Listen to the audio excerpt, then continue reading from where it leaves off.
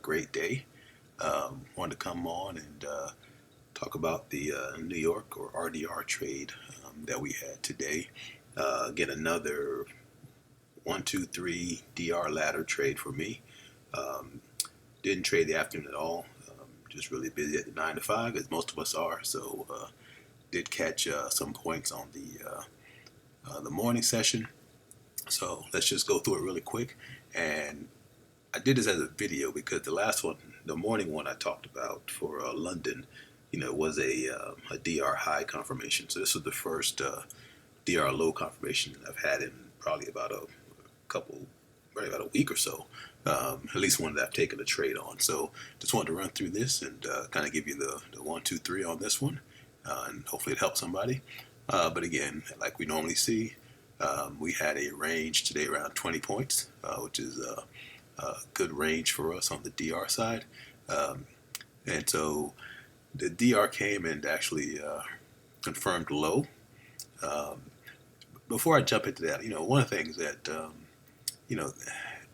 if you look here where this green and red candle is, this was actually, if you add an ICT concepts in here, this is actually a fair value gap right here.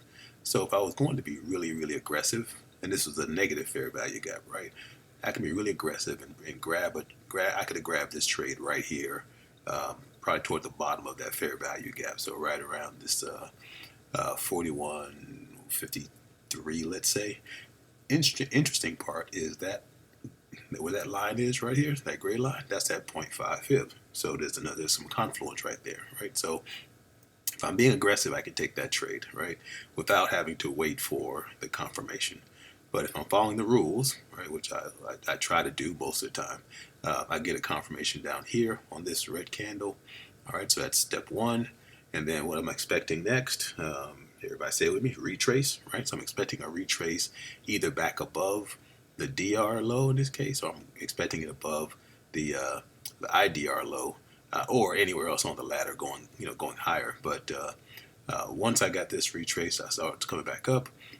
Saw it peak right above IDR low, and so of course step number 3 is put that order there, let it get picked up, and then just a relatively easy 10 points on that one. Could have gotten more. Like I know I had this sell side liquidity, this red line down here. I knew that was there. I also knew that the weekly open was down here also, which are also areas of kind of major areas for price.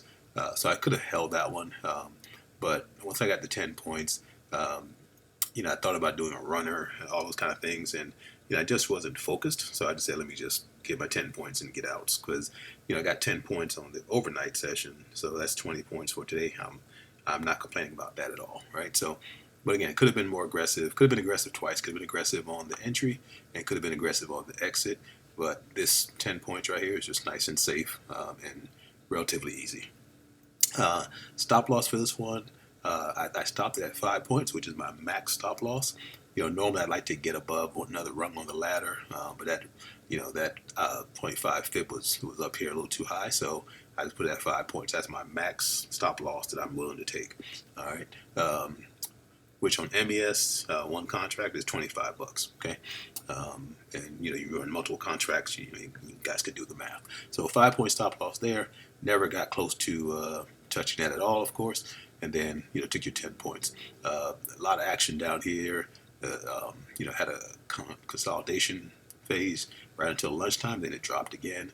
So again, could have been aggressive here, but afternoon I was way too busy, so I didn't even really get a chance to do anything ICT related in the afternoon. But the morning was successful.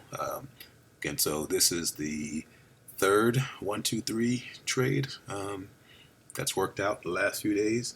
Like I said, yesterday it didn't work out during New York at all, and so I didn't trade. So makes life easy.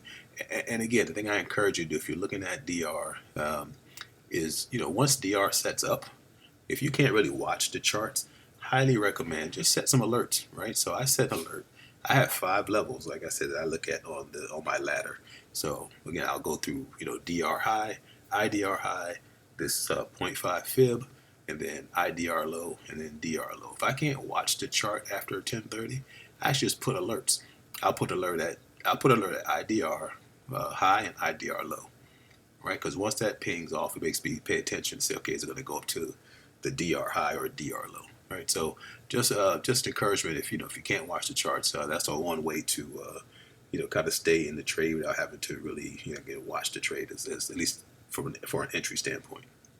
All right, and then like I said, I just go ahead and set my 10 points, and I can kind of walk away from the trade, right? Because either it's going to stop me out or it's going to give me my profit target.